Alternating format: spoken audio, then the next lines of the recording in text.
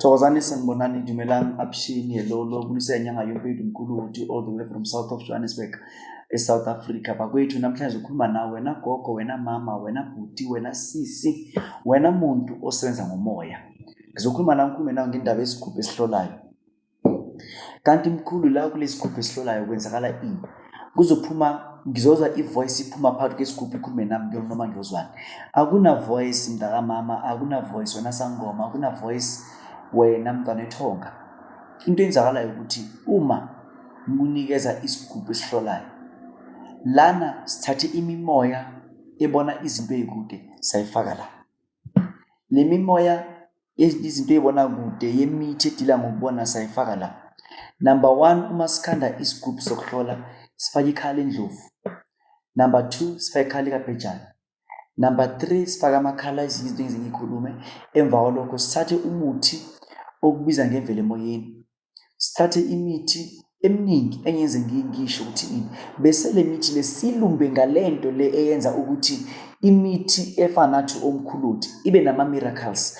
Uma le mithi yabogogo la bahamba all the time ingenama miracles, bese leyo nto le maqeda ukuyifaka la, le nto le ijika iphenduka ini, iphenduka isigubhu esihlolayo. Wena muntu osemakhaya, wena gogo, wena sangoma, wena nyanga, wena gedla, othi uthanda ukuthi ube nento ekwenza ukuthi uhlole ngendlela yesimanga.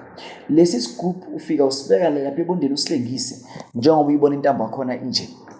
Kunezizathu nokuthi kungani sithathe intambo lenje for sona. Uma uqeda kulingisa lesi sigubhu lesi la usilingise khona, mntaka mama, uma umuntu engena esigodlweni yonke into empilo yakhe ivele nje ingene kuwena, ithebula nje kwasana. Then emva kwalokho uzohlola ngendlela yesimanga, uhlole umuntu wakho, umhlole. Lokhu ke isigubhu sokuhlola.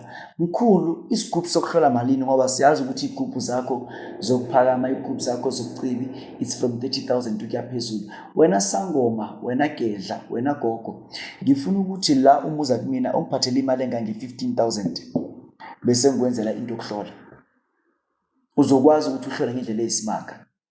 Mina ngumkhuluti ngihlola in a way emangazayo. Nanoma nje ngisemotweni umuntu athi mkhulu ceda kufaka imali ukuhlola, ngiyakwazi ukuthi umuntu ngimhlolele. Angidingi ini. And uma ngihlola umuntu akwazi ukuthi uvele nje athi yebo mkhulu kunjalo, yebo mkhulu kunjalo, ngoba nginezinto zokuhlola. So uma wena ungena into yokuhlola wokwakho, ipoki mina engiyifakile zokuhlola msho ziyadlula no200. Sihleli phansi nezinyanga ezinye, inyanga ithi odi nginesipoke esinye sokuhlola, ngithi sihamba kanjani, athi kumina kanje nakanje. Ngithi faka le nto le. Uma ungabheki ngabo zami enginazo ukuhlola ngazuthuke. Ngihlola ngendlela yesimanga. So now uma ufuna ukuhlola, thona indoda yokuhlola 15,000 it's affordable ngendlela yesimanga. Unyaka usaqala ngiyazi ukuthi aninamali futhi kunzima, izinto ziyalezi.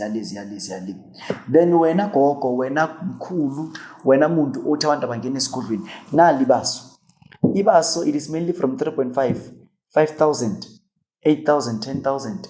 Ibaso lakho yalishisa, abantu bayangena, izinto zonke ziyakhamba. Ngiyacela kubo bonke abantu bathi bathanda ukuthi bathi into zokuhlola, abathi into umkhuluti bakhulume naye, uzokwazi ukuthi uthole isigubhu sakho sokuhlola.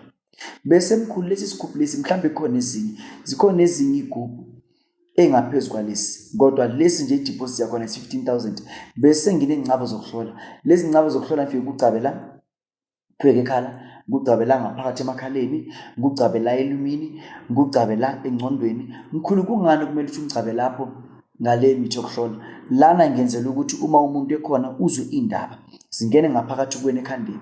Uma uqeda lana ukwazi ukuthi unukele lezi ndaba lezi, lana ukwazi ukuthi unukele lezi ndaba lezi. Ngingakhohlwi la ingcabo zala yamashini lezi zihamba namehlo ukuze ukwazi ubone yonke into.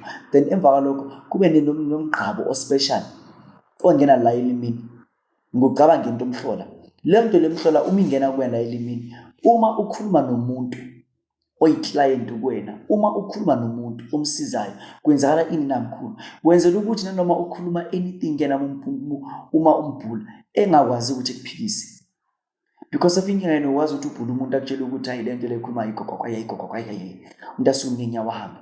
Lento le iyenza ukuthi nanoma ngisho umoya ubhedile kodwa umuntu ayizwe lento le ukuthi ubuzama ukuthini noma lento le ibiya ngaphi. Bese ngikhulume nawe wena mama osemakhaya, wena sisi osemakhaya, wena bhuti osemakhaya. Ngikhulume nawe ngithi kuwena i-Ajakuraja oil ikhona, iyaphila, iyabasiza abantu. Wayithola nje ngemali engange 1.5 ukwazi ukuthi usizakale. Bese ngize kuwena wena muntu osemakhaya, wena uthi mkhulu mina ngizame imithi ngahluleka, ngazama lokhu yangahluleka. Thola i-miracle water yakho.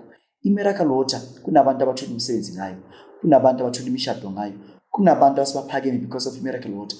Thola i-miracle water kuzonke into ukwazi ukuthi ikhanyele. Inkinga ukuthi uma nisebenza inyanga, lezi inyanga zimtshela ukuthi lento ayisebenzisayo yini.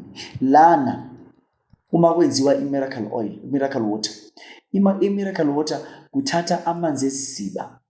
Kunesiziba esispecial la kwaphela amanzi wonke umhlaba during the 18 times.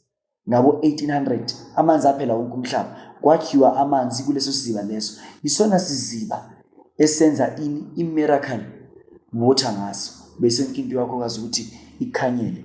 Lobo nganyanga yempilo mkhulu uthi all the way from south of Johannesburg. Siyabonga. Emakhosini wena muntu othi mina ngidinga ukuthi umshado wami ube ezingeni eliphezulu, umshado wami ube ezingeni elifunwa yimina. Ngoba niyazi bakwethu ukuthi umshado udinga ukuthi umshado wakho ube umshado nawo ubonayo ukuthi umshado wami ukustandard esi right. Ukhona usisi usiza ngalezo zinto lezo, osebenza ngalezo zinto lezo, especially udecorate imishado, udecorate ama birthdays, udecorate ama baby shower, udecorate ama bridal shower, anyhow ngilongazibiza ngayo. Wena nje uma udinga anything ene catering ngaphakathi, wenza imisebenzi ekhaya, udinga i-catering ezocaterela umsebenzi wakho ukuthi uhambe kahle. Ukhona uBlessing Mahlangu usebenza ngendlela yesimanga. Ngiyamvuma futhi ngiyavuma nomsebenzi wakhe.